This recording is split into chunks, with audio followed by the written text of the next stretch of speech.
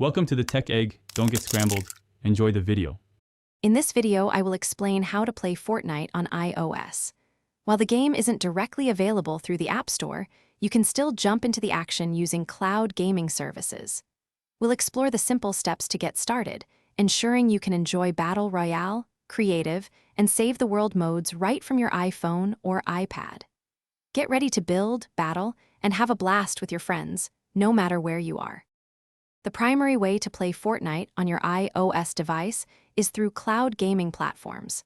Services such as Xbox Cloud Gaming and NVIDIA GeForce now stream the game directly to your screen. You'll need to create an account with one of these providers, then simply log in with your Epic Games credentials. This method means you don't have to worry about storage space, as the game runs on powerful remote servers. For the best experience, a strong and stable internet connection is crucial, ideally a 5 GHz Wi-Fi network. While touch controls are an option, connecting a Bluetooth controller, like an Xbox or PlayStation gamepad, can significantly enhance your gameplay. Make sure your iOS device is updated to its latest operating system version for optimal performance and compatibility with cloud services.